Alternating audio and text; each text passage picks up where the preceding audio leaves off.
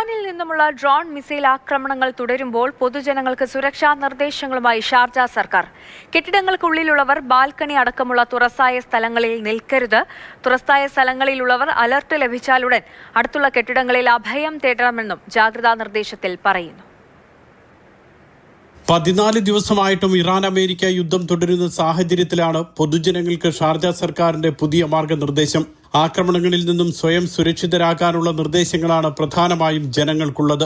വീടിനുള്ളിലോ ഓഫീസുകളിലോ കഴിയുന്നവർ ഔദ്യോഗികമായ അലർട്ട് ലഭിച്ചാലുടൻ സുരക്ഷിത സ്ഥാനത്തേക്ക് മാറണം. ജനലുകളുടെ സമീപം, ബാൽക്കണി, ഗ്ലാസ് ഉള്ള ഭാഗങ്ങൾ എന്നിവിടങ്ങളിൽ നിൽക്കരുത്. വീടിന്റെ ടെറസ്, മുറ്റം തുടങ്ങിയ സ്ഥലങ്ങളിൽ നിന്നും മാറി നിൽക്കണമെന്നും നിർദ്ദേശത്തിൽ പറയുന്നു.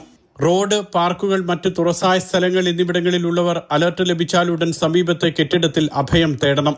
വാഹനമോടിക്കുന്നവർ പരിഭ്രാന്തരാകാതെ സുരക്ഷിത സ്ഥലങ്ങളിൽ വാഹനമെത്തിച്ച് കെട്ടിടങ്ങളിലേക്ക് മാറണം. സമൂഹ മാധ്യമങ്ങളിലൂടെയും മറ്റും ലഭിക്കുന്ന തെറ്റായ സന്ദേശങ്ങൾ വിശ്വസിക്കരുത്. ഷാർജ ഗവൺമെന്റ് മീഡിയ ഓഫീസിന്റെ സന്ദേശങ്ങൾ പിന്തുടരണമെന്നും അധികൃതർ നിർദ്ദേശിച്ചു.